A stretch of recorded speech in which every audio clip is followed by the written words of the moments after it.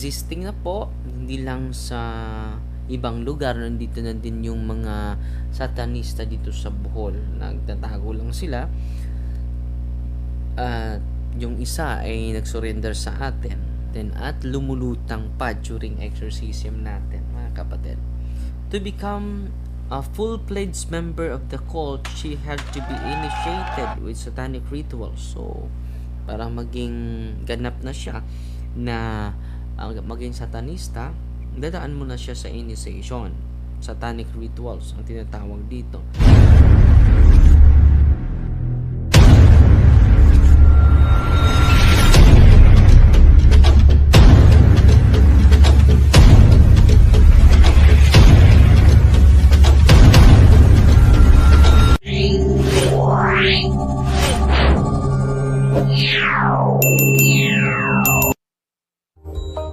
So ngayon mga kapatid, patuloy tayo na ating i-discuss itong kaso ni Father Sikia. No, kailangan po na ma-aware tayo nito. Yung mga satanista ay nandito na sa ating kapaligiran.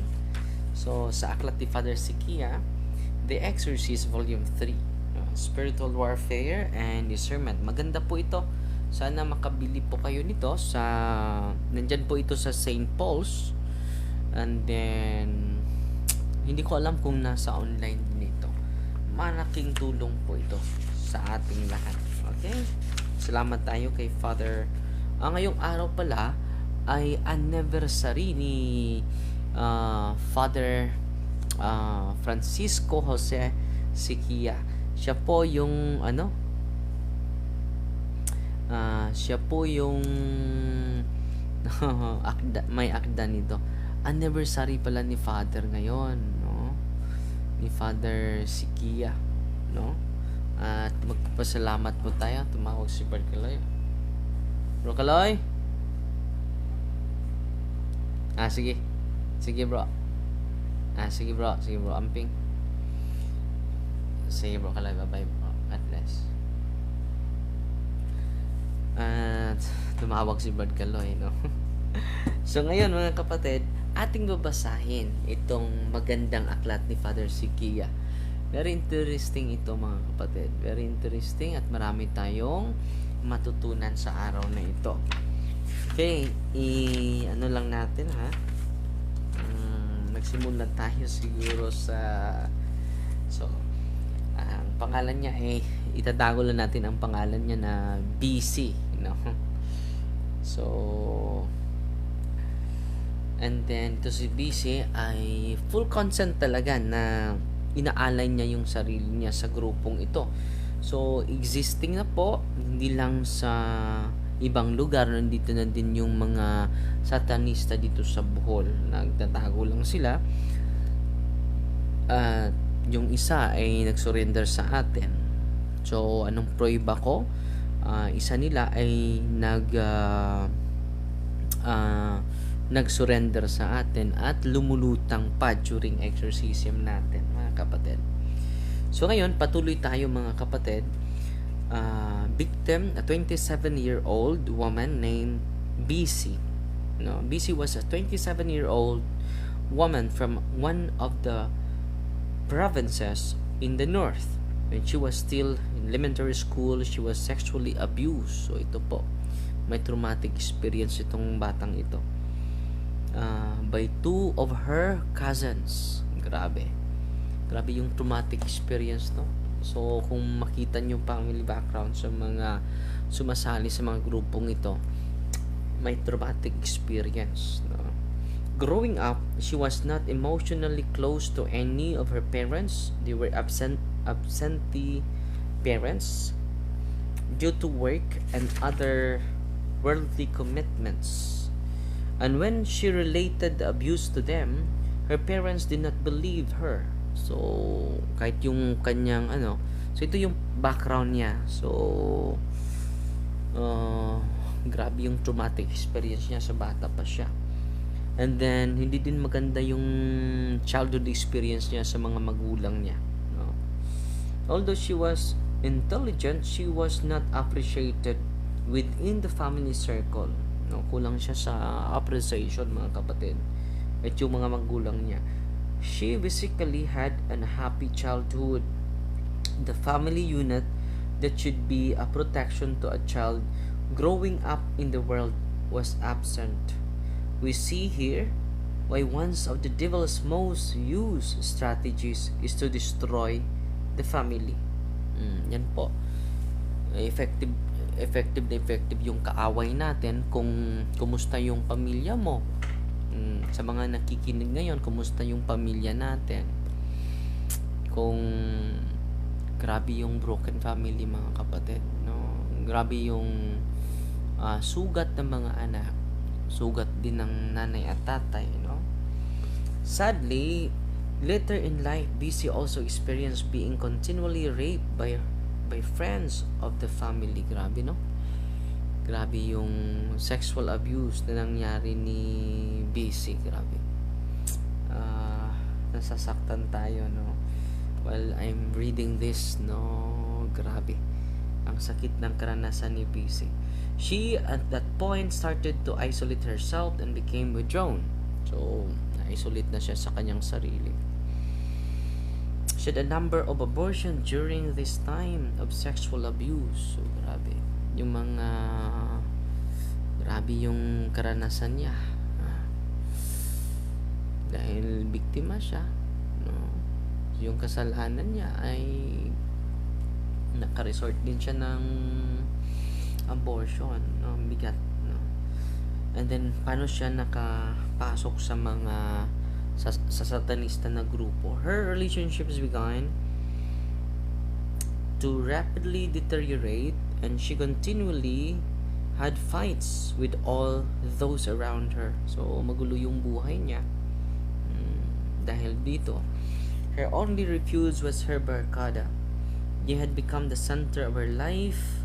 As she reached a more mature age, she finally ran away from home and became a working student. Her entire life was school, work, and party.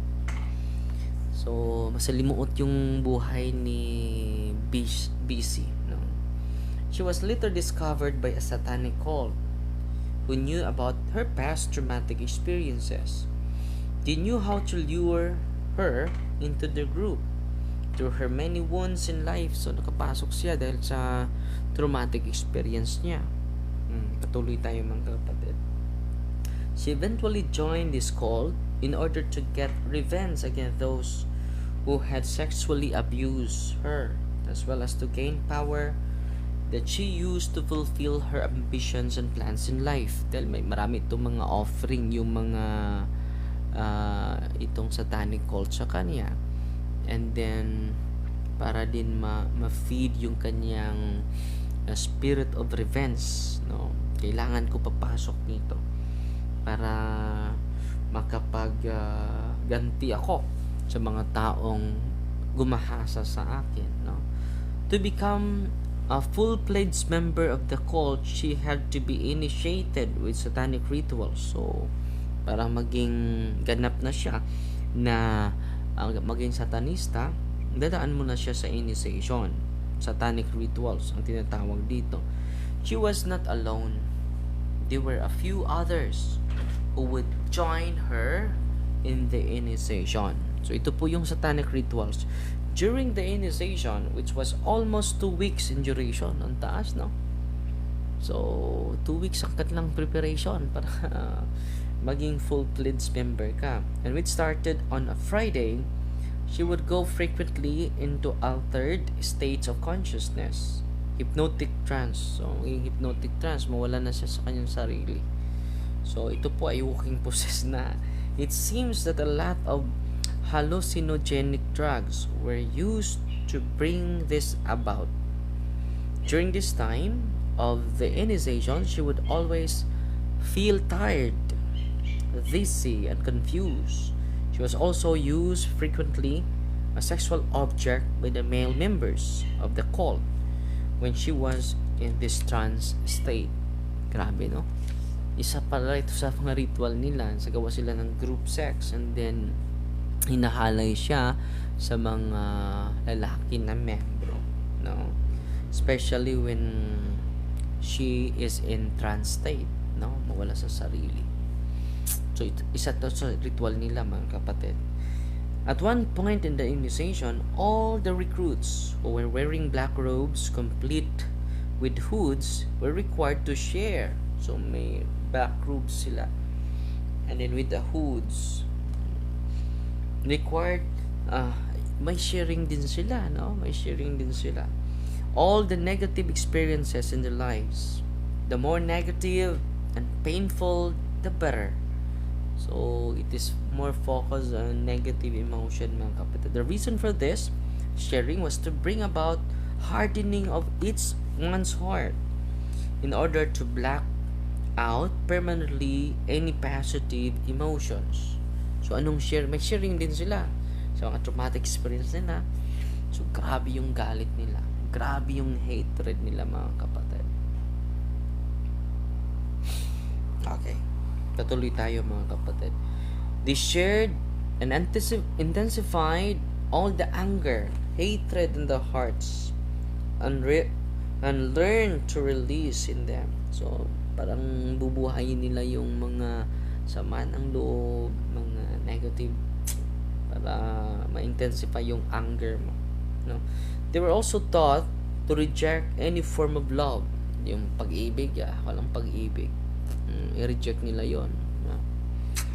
They were moreover taught how to black out and cut off anything, feelings and experiences, etc., or any family, friends, etc., that was good in their lives. In witchcraft and Satanism, hatred in the heart is especially needed when casting diabolical curses and hexes, as well as giving the devil a stronger power over the person. So, grabe na yung galit mo, grabe na yung puot mo. Yun po, lalakas yung kapangyarihan ng demonyo sa ating buhay. Grabe, no? Yan talaga yung core teaching sa mga witchcraft, mga mangkukulam, at sa mga satanista po. The next step in the initiation process was the giving of cult-infested objects and training each of the recruits on how to use them against those who have hurt them and anyone else they deem as an enemy. So, makaganti na talaga sila dahil bibigyan sila ng infested objects, cursed objects, para sa mga tao, yung nag-surrender sa akin na satanista, sabi niya, Father, may kapangyarihan ako eh. Kapag i-curse ko yung isang tao, may mangyari talaga sa kanya na masama. And then yan ang naka-attach sa kanila. So, nahihirapan siya sa pag-let go dahil magagamit talaga niya. Immediately makaganti. So, ito yung attraction ni BC. Bakit siya pumasok sa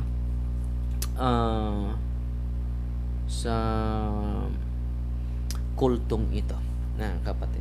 So, patuloy tayo, mga kapatid. These objects were therefore to be used in black magic. So, yung infested object nila, yung cursed object nila, gagamitin to sa use black magic. At one point in the initiation ritual, each of the recruits was forced to engage in cannibalism. There is no need to go into details regarding this unimaginable aspect of satanic initiation process. So, unimaginable, no? Cannibalism is kakain mo yung laman ng tao, di ba? Grabe. Unimaginable aspect. Wala, may signal rin or sige o loading. So, kumusta yung signal ko ngayon? Hindi ba malinaw yung ko? Okay naman yung internet ko ngayon, mga kapatid. Malinaw ba yung live ko ngayon? Paki-comment nga. Salamat. Si Susan Salim, maayong hapon, Father Darwin. Si Nestor Bernales, maayong hapon, Father, watching from Mabini, Bohol. Okay kayo, Father? Okay. Yahangali nga signal, Father Maydili. Salamat kayo. So malinaw po. So malinaw pala. So patuloy ako. Akala ko hindi kayo makaintindi sa sinishare ko ngayon dahil very important po ito. Okay. So, yan. Grabe no, cannibalism. Isa din sa mga ritual nila yan. Near the end of the initiation rites, all of the recruits were required to make a pact to Satan through a blood offering, and each of them had to sign with their own blood a written pact with the devil. So may blood compact pala sila sa mga demonyo.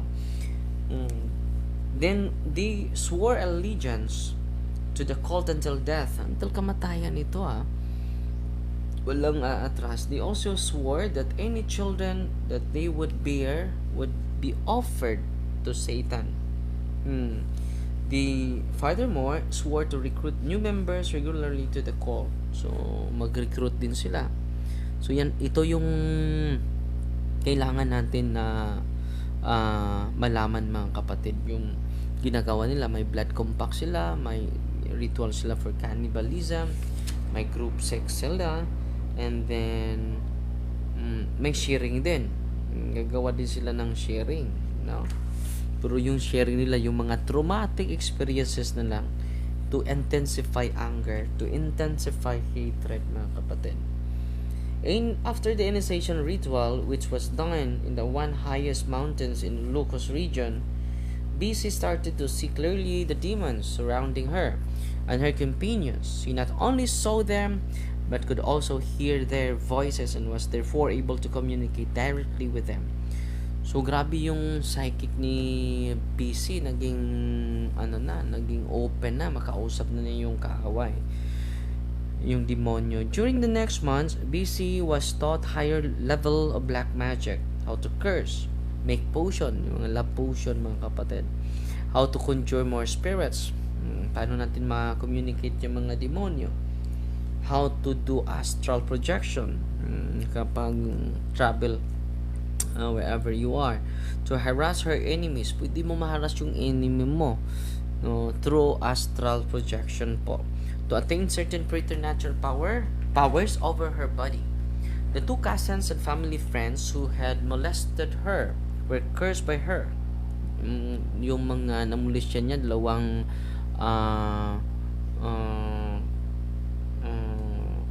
mga paryente niya na namulis, cursed by her, and they immediately ended up with severe terminal sicknesses. These persons were not in the state of grace and had no spiritual life and relationship with God. So matamaan tayo kapag hindi tayo lagi nag-receive ng biyaya ng Diyos. So yan, mga kapatid, totoo po ito na mga pangyayari po, no, sinishare lang natin. At sana yung mga nandito ay it is a reality of the evil spirit, at kahit si Kristo nga ay nagtuturo about the reality of evil. There was a time in Biz's life when she had to live in a boarding house. So na-share ko na ito sa inyo, di ba? So naging infested yung lugar, and then magulo. So i-reason na lang natin ito dahil nabasa na natin ito. Grabe. So now busy. So nag-boarding house siya, pero yung mga madre ay naguguluhan sa kanya. No, hindi siya magdala ng peaceful aura sa kanyang mga kasamahan.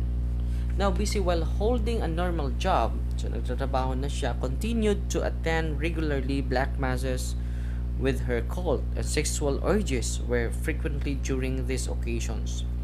The cult held these black masses to post subdivisions in major cities including Manila. They would hold their diabolical rituals near parish churches and religious convents in order to send curses and hexes to the residents. So grabe, no? So yung diabolical activities nila ay gagawin nila sa ah, sa loob ng mas malapit sa parish churches, mga religious convents, to send curses and hexes. They especially enjoy targeting contemplative convents by conjuring and sending the most powerful fallen angels. No? Grabe. No, papadala pa sila ng mga mga unclean spirits. And in my experience, sabi ni Father Sikia, these curses are usually death curses that cause sicknesses, infirmity, as well as hexes that cause discord in the community, emotional swing mood, no, yon.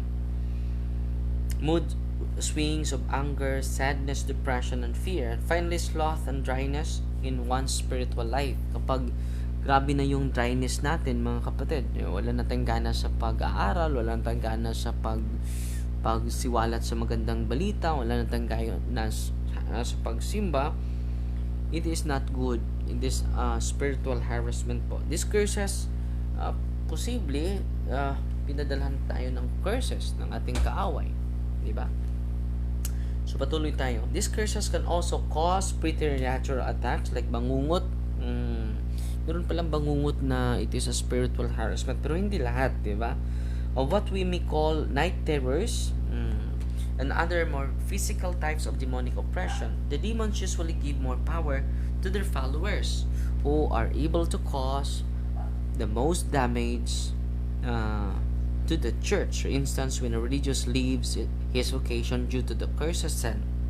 However, if their followers fail, the demons usually inflict some form of painful punishment on them, which is quite easy for the evil spirits to do.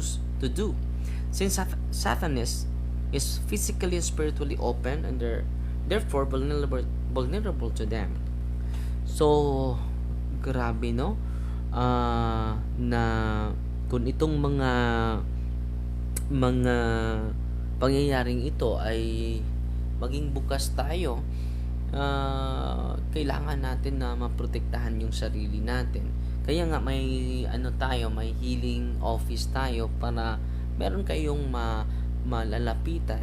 At dito po nagsisikap tayo na makatikais po kayo para malalaman natin anong gagawin natin. So sabi ni Father Sikia, Catholics should therefore always be on guard and protected with the proper sacramentals. Kaya nga nagbe-bless tayo, di ba? Every time magtutalk tayo, magbe-bless tayo. Yun po ang pinaka-the best na may bibigay ko sa inyo. No? These weapons have always been used by the greatest saints of the church. So, ito mga sacramentals na binibless natin ay used by the greatest saints of the church. Hindi po ako ang unang gumagamit nito, mga kapatid, di ba? Okay. These weapons have always been used by the greatest saints of the church. Some Catholics perceive the sacramentals are merely for show or display, while others think of them as outmoded or old-fashioned. These are dangerous sentiments. Kung sasabihin mo Katoliko ka, sasabihin mo na merely for show na, merely for display. Ang iba naman outmoded na yan, old-fashioned. Sabi ni Father Sikia, these are dangerous sentiments. Other targets of the followers of Satan are government officials and leaders of civil society in order to cause moral disorder, havoc, and breakdown in the social and moral order. Demons give clear instruction to their followers since, as was mentioned, their followers can see and hear them. In my experience as an exorcist, sabi ni Father Sikia, to persons whom they envy or are jealous of, as well as to children and babies whom Satan hates, especially. When I was studying exorcism in Rome, one of my professors mentioned that around 70% of their cases of Italy was due to curses sent to victims. Let us always remember to wear the armor of light. So ito po mga kapatid, malaking tulong po yung mga sacramentals na tinuturo ng simbahan po, ginagamit ng mga banal na nanauna pa natin. So ngayon ay tinuturo na natin ngayon, no, yung ginagawa ng ating mga nauna na naging santo na, no? So, yan lang po yung intention natin, to promote what the saints already promoted, mga igsoon. So, wala po tayong ginagawang bago dito. Returning to BC, she was able to be continually in touch with the other members of the satanic cult, even though they were separated by distance through telepathy. Sa pamagitan ng kanilang telepathy, sa kanilang isipan, makakommunicate sila dahil yung open yung kanilang psychic, mga kapatid.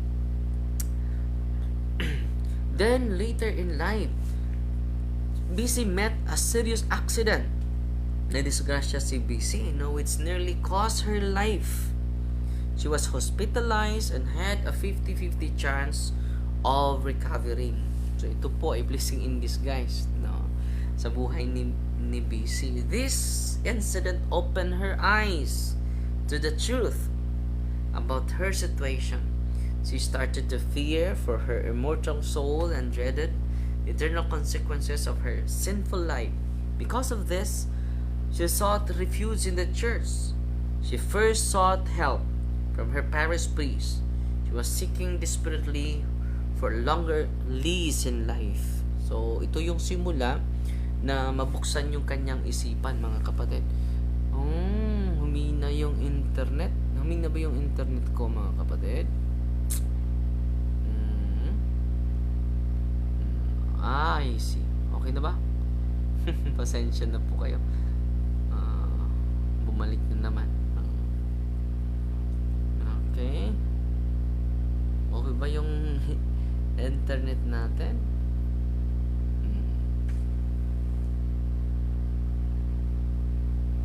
Mga kapatid, okay ba yung internet natin ngayon?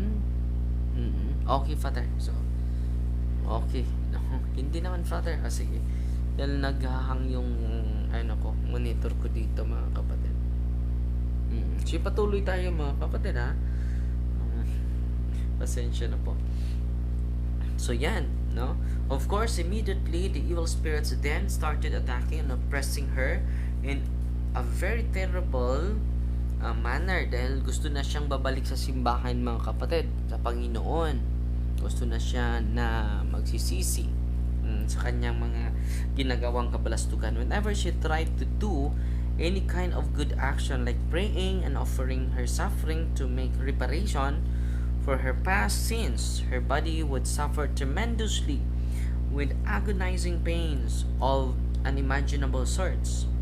When she tried to break the pact that she made with the devil, she started to experience even more horrifying demonic assault on her body. Painful bruises and scratches appeared on her body. She would feel as though a very sharp razor was cutting her skin from the inside. So, grabe, no? Grabe yung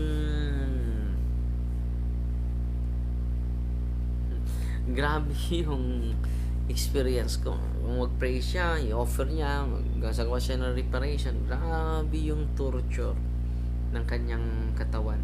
When the cult members found out physically about her plan to leave the cult, she received threatening text messages from them.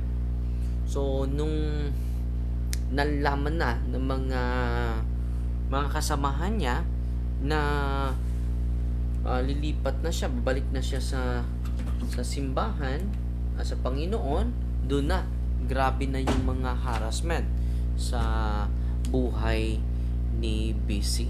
No? Excuse mo na, mga kapatid, ha?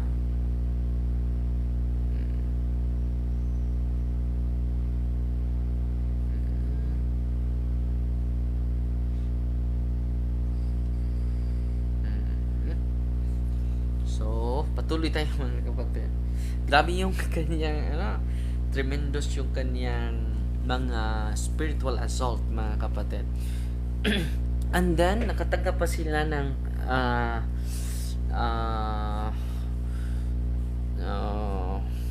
blackmail, mga kapatid, through text, mga kapatid.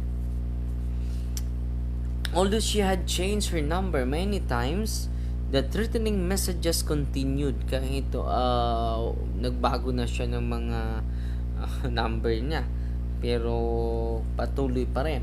It is known that the members of satanic cult will try to physically kill through curses and hexes any member who breaks his lifelong pact with the devil and the group. So, yan, pinadalhan din siya ng curses para mamatay siya dahil hindi niya tutuparin yung lifelong pact niya with the devil, mga kapatid. Aside from the above mentioned attacks, BC constantly felt the spirits moving within her body like small snakes. So ma-feel niya na may mga may mga ahas sa loob ng kanyang katawan. She experienced severe demonic obsession. Demonic voices were shouting and screaming in her head to commit suicide. Obsession po yun. Magpakamatay ka na, wala ka ng puwang sa mundong ito, wala ka ng kahulugan sa mundong ito.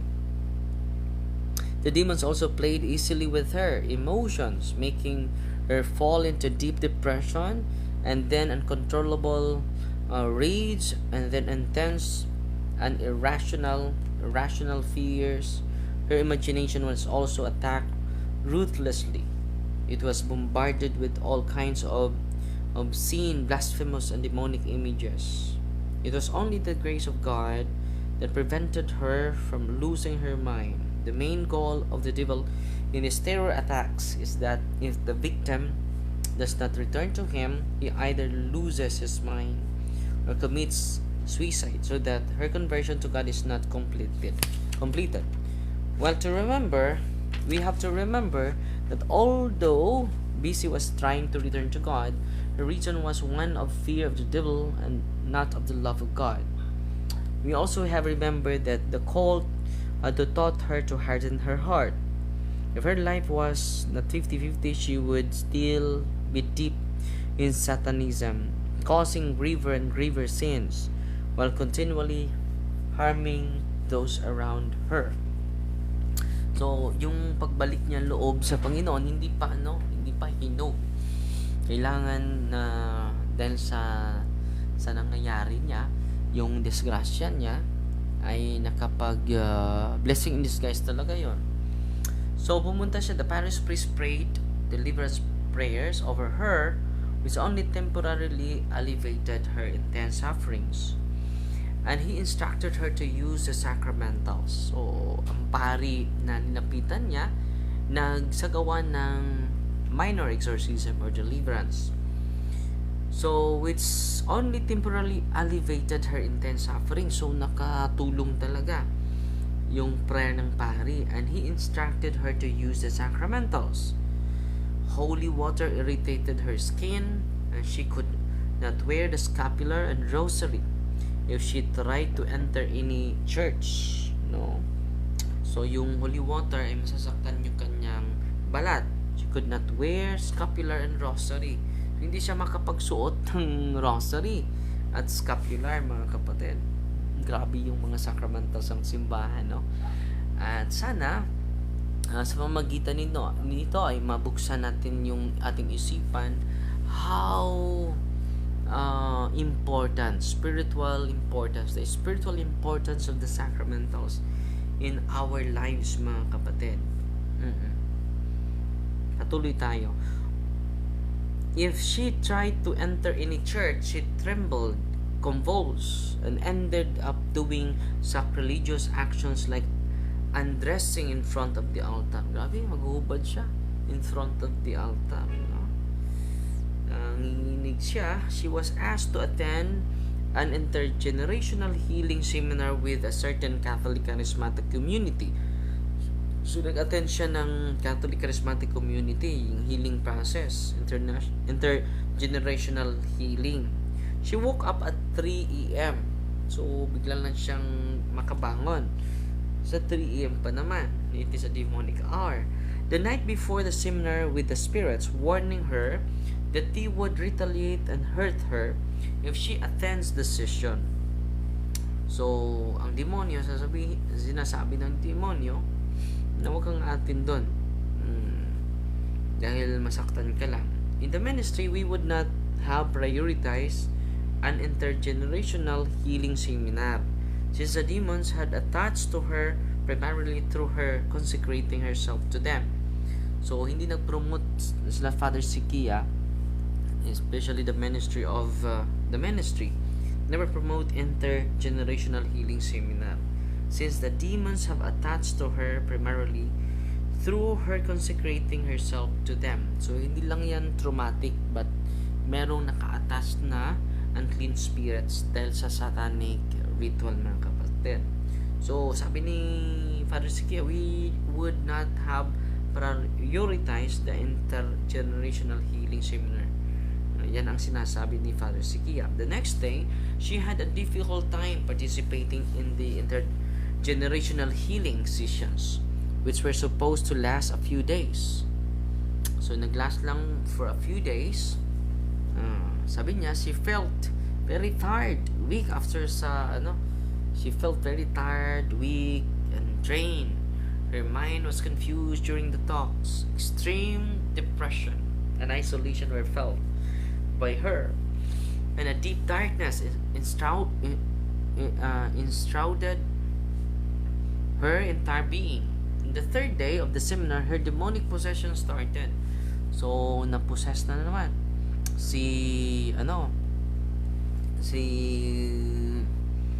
BC sa pangatlong araw sa seminar. She became violent and abusive as evil spirits took full control of her body. She ended up not receiving any major benefit from the seminar. So wala talaga siya natanggap sa seminar nila dahil possessed talaga siya. And then may consecration seal and consecration sa ating kaaway. And then it is a full consent po. It is an act of the will. After the seminar, BC went into an almost continual state of possession. She was possessed by legions of demons. Ang dami, mga thousands of demons na nagpossess sa kanya dahil misagawa siya ng blood compact with the Satan. It was possessed by the legion of demons whose number had built up through her long years of conjuring and making deals with them for her personal selfish benefits. The parish priest then sought help from our office, Archdiocese of Manila Office of Exorcism, with Father Sikia and Father Winston Cabading. During the first interview with the office, the unclean spirits manifested themselves and became verbally abusive. So the interview had to be stopped. So una-una niya na interviewin natin, and then walang interview pa ha, grabing reaction niya. Nag-react na yung mga unclean spirits. When Amoy entered into the picture, we noticed that liberation was difficult due to a disposition in the victim that had to be addressed first. She lacked the sincerity in developing her relationship with God. She sought God because of fear of the afterlife and the judgment of God. It is a pagan mentality, mga kapatid. Also, she sought God in order that her life be prolonged. There was no real desire for a relationship of love. So, kailangan tutubo tayo sa pagmamahal sa Diyos. Yan po ang pinaka-essence sa before mag-start ang exorcism, mga kapatid. So, binibigyan siya ng mga assignment sa with the Lord. She therefore followed only a legalistic and magical manner, the spiritual assignments that was given to her. So binibigyan siya ng spiritual assignment, mga kapatid. But before tayo magpatuloy, dahil lapit na tayo matapos, pasalamat lang tayo sa mga star senders natin sa araw na ito. Pasalamat tayo. Nanguna na naman si Striver Crystal. Salamat po. Nagpadala sa atin ng 300 stars. And si Maria Sarmento, si Jening, pangalawa. Ang daming nagsisend ng stars. Salamat po sa inyo. Si Jening, 210 stars. Si Maria Sarmento, 200 stars. Si Yang Yang, 110 stars. At si Layuhan Anidi, 110 stars. Si Arlen Pipito Noval, 100 stars. Si Ami Dakuba na Elga, 100 stars. Si J. Han Baker, 100 stars. Bago po ito. At si Joy Alfanta Fernandez, 60 stars. Parang bago din ito. Si Gina Guevara, lagi ito. 60 stars. Si Ami Parajes, 60 stars. Si Fe Padirog na Frulik, parang star senders na natin ito. 50 stars. Si Amera Biro Pading, 50 stars. At si Juliet Giulagon Renegado, 30 stars. Si BB Grace De La Cruz, 20 stars. Si Leo Bunanin Grino, 10 stars. Salamat po. Si Edwin Cornito, 10 stars. Bago po ito. Si Bars Tugaplia, nabila sa atin ng 10 stars. And si Norma Logarta, 10 stars din. Si Bernarda Ibarzabal, 10 stars din. And si Artemio Polinar, 10 stars din. Salamat po. At si kapatid na Merly Sorono, 50 stars. At si Victor Tangkay Chavez, lagi din ito, 100 stars. At si Loridel Chong Corpus, 20 stars. Si Mera Pilones, na padala sa atin ng 20 stars. So ngayon, patuloy tayo, malapit na mga kapatid. So binibigyan siya ng assignment para lalago yung pag-ibig niya sa Panginoon. Yun pong importante kung lalago yung pag-ibig mo sa Panginoon. Very essential po yun. She had to undergo a process of proper evangelization. So merong catechism na ginagawa. A spiritual counseling to correct the above tendencies and to bring her to a real love relationship with God. When she was more prepared, additional assignments were given.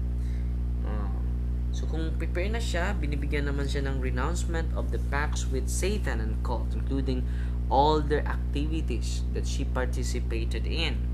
These assignments also included confession, renewal of baptismal vows, consecration to Jesus and Mama Mary, forgiveness of those who hurt her, use the sacramentals like holy water and exorcise oil, the Saint Benedict's medal, as well as the scapular, a real devotion to Mama Mary and the rosary, and frequent participation of the Mass. So, yan ang kinakailangan mga kapatid. Yan ang malaking tulong kapag ma-prepare siya. So, after that, kung meron na siyang proper evangelization, counseling, correction sa mga above tendencies na hindi maging daan na maging katong pagan disposition mga kapatid. I-discuss din natin yan sa sunod na mga araw, yung pagan disposition and Catholic disposition mga kapatid, para ma-aware din tayo. So after that, na meron na siyang proper understanding mga kapatid, ginagawa na din ang additional assignment, yung confession, renewal of baptismal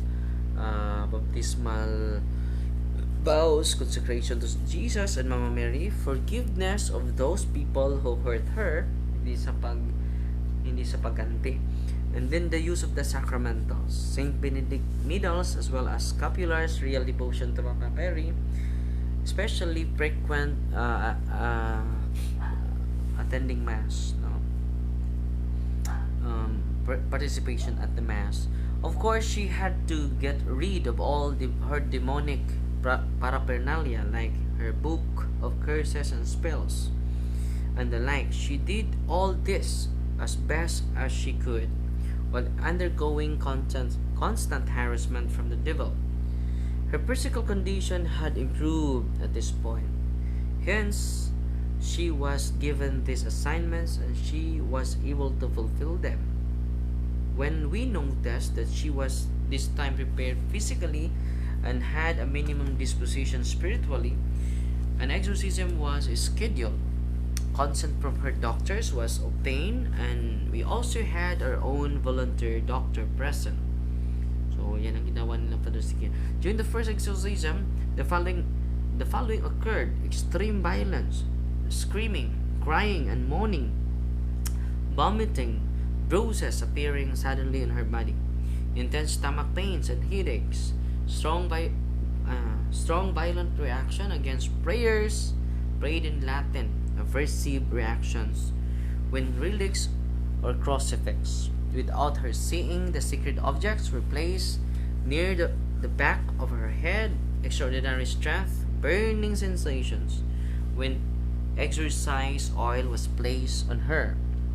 An insect coming out of her head. So lumabas yung insekto sa kanyang ulo. Grabe, no? Grabe.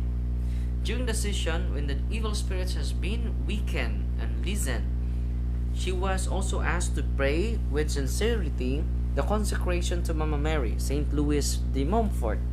After the consecration prayer, she felt a lot better with no longer negative reactions to the praying of the Roman ritual of exorcism. Many spirits had left after the first session, but not all. But they were not anymore strong enough to retaliate and hurt her as seriously as before. So, grabe yung improvement mga kapatid. Grabe, no? Grabe yung reaction, stomach pain, headaches, bodily, may mga sugat, sisigaw siya, iiyak, may extreme violence, screaming, grabe yung sigaw, mga kapatid. With the succeeding exorcism, with lesser and lesser demonic manifestation, so nakatulong yung kanyang full consent, full submission sa given assignment sa kanya, mga kapatid. With the succeeding exorcism, with lesser and lesser demonic manifestations, and with a slowly developing relationship with God, although she had not yet been totally liberated, she had reached a point within she was able to live a normal life. Grabe. So, yan mga kapatid, ang magandang balita mga kapatid. And then, malaking improvement pero dahil sa kanyang trabaho, ay hindi na napalo up nila ni Father Sikia. The office was not able to continue journey with her because of the certain reasons, although other priests took over the case. So meron ng pahari na tumutulong sa kanya. So yan po mga kapatid, no? This case which occurred some years back took a long time to liberate. This was so since the demonic bandages and emotional traumas were quite deep.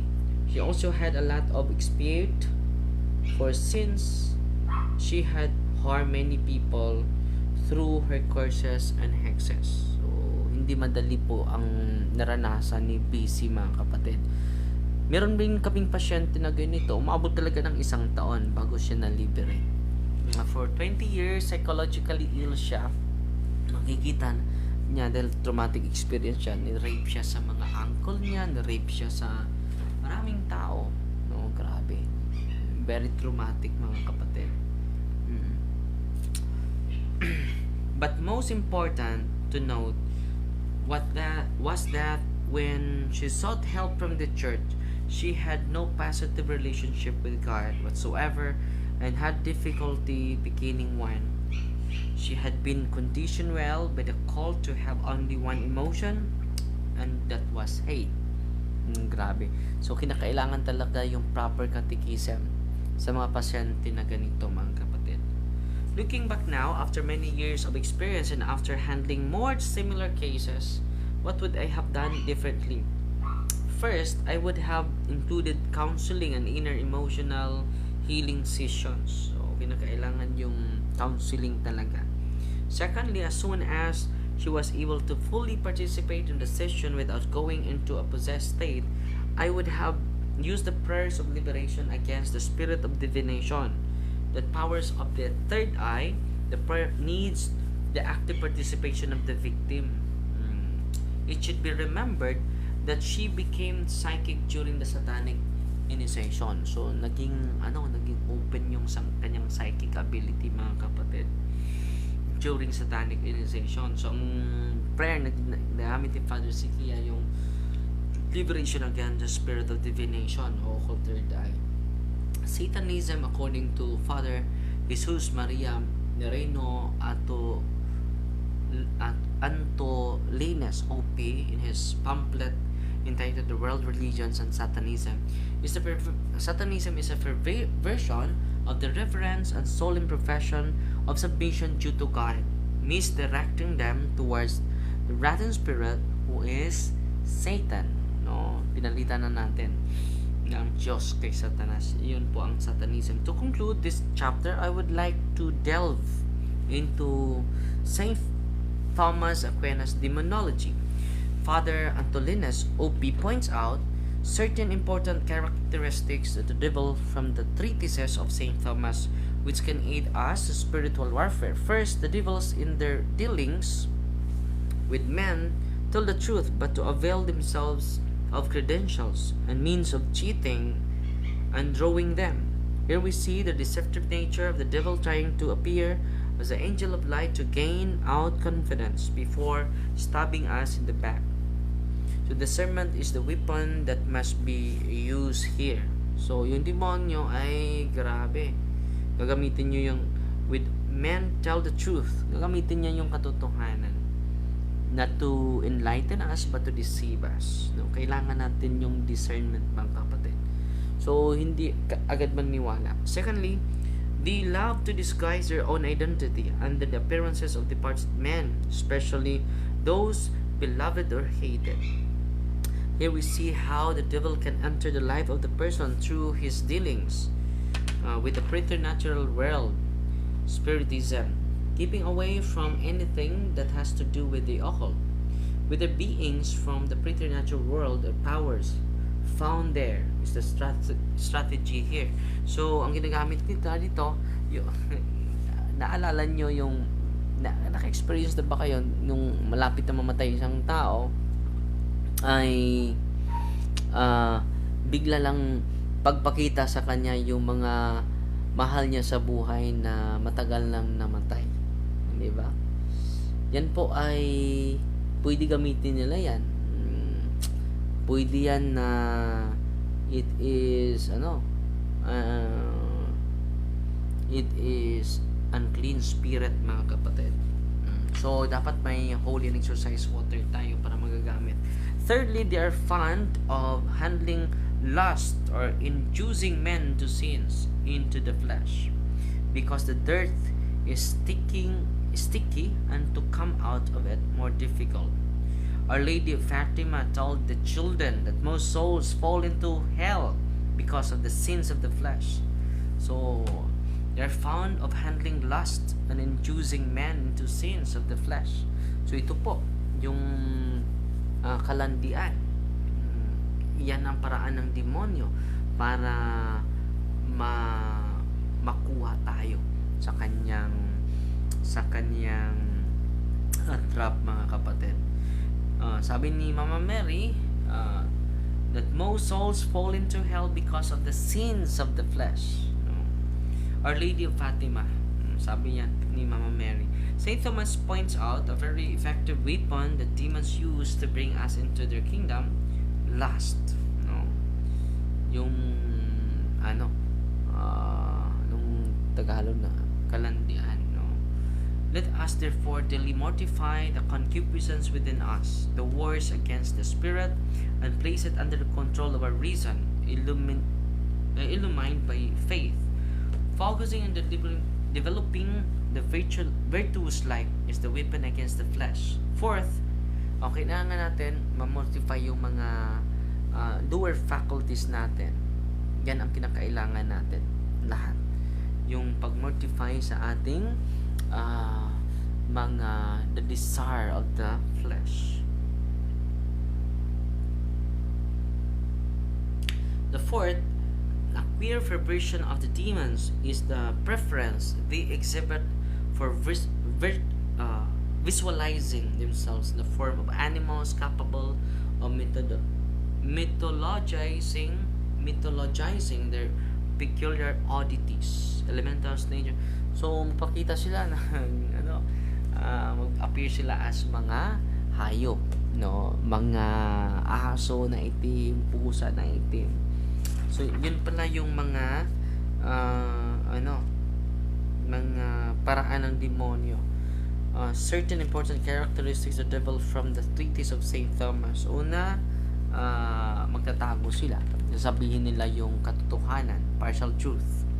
And then, secondly, mag-disguise sila ng mga appearance of departed men, especially our beloved. Pangatlo, gagamitin nila yung lust, no? Pang-apat, a-appear sila bilang mga hayop. And then,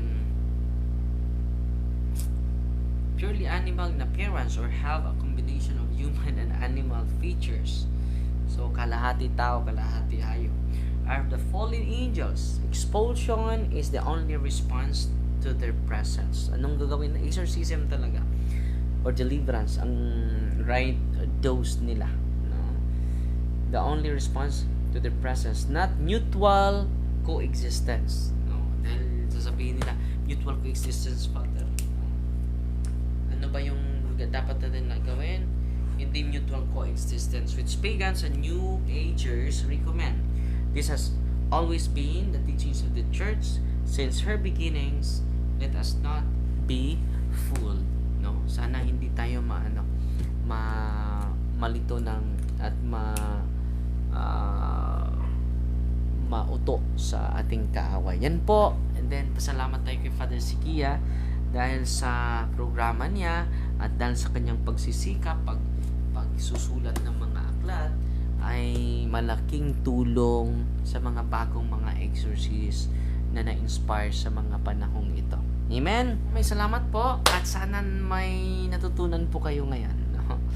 Fighty Maria, tatak safety with a humble heart po. God bless!